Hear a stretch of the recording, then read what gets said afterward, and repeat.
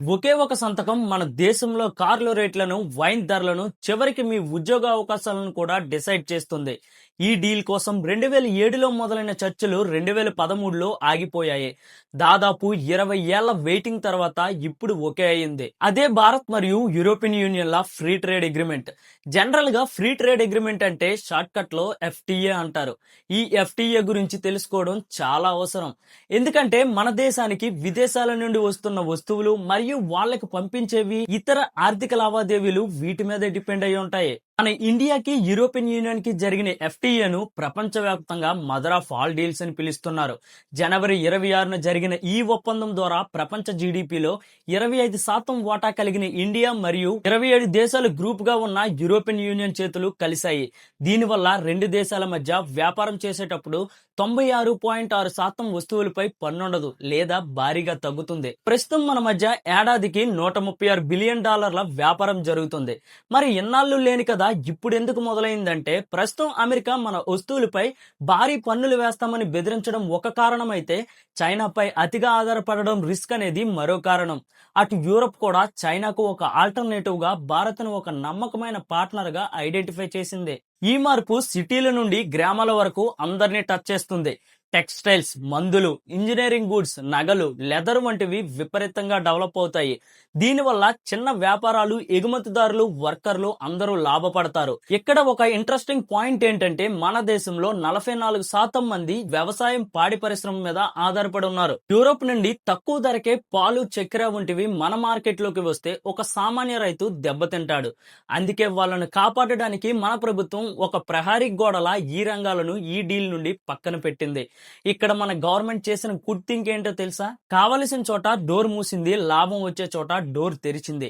బీహార్ నుండి వెళ్లే పెట్రోలియం ఉత్పత్తులు, రైలు ఇంజన్లకి యూరోప్ లో విపరీతమైన డిమాండ్ ఉంది. అలాగే మధ్యప్రదేశ్ నుండి వచ్చే పంటలకు కూడా అక్కడ మార్కెట్ లో ఎక్కువ వాల్యూ ఉంది.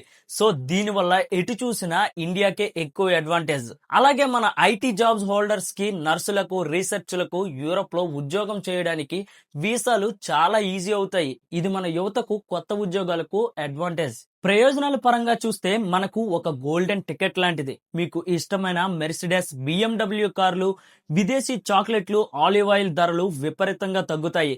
ఒక చిన్న ఉదాహరణ చూద్దాం. ఒక లగ్జరీ కారు ధర 50 లక్షలు అనుకుంటే, ఇంతకు ముందు 110% ట్యాక్స్ తో అది కోటికి పైనే ఉండేది. కానీ ఇప్పుడు ట్యాక్స్ తగ్గించడం వల్ల అది 55 లక్షల నుండి 60 లక్షలకు వస్తుంది.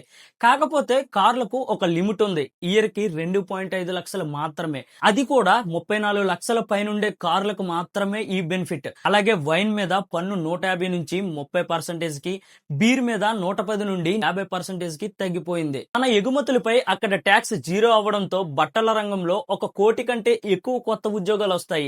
జర్మనీ, ఫ్రాన్స్ నుంచి కొత్త టెక్నాలజీ వచ్చి మన దేశంలో తయారీ ఖర్చు చాలా తక్కువ అవుతుంది. ఇండియా ఒక గ్లోబల్ హబ్ అవుతుంది. ఇది అమెరికా ట్యాక్స్ నుండి పరిశ్రమలను కాపాడుతూ దేశ ఎకానమీని డెవలప్ చేస్తుంది. అయితే ఏ మార్పుకైనా కొన్ని సవాళ్లుంటాయి. విదేశీ వస్తువుల రాకతో మన లోకల్ కంపెనీలకు పోటీ పెరుగుతుంది.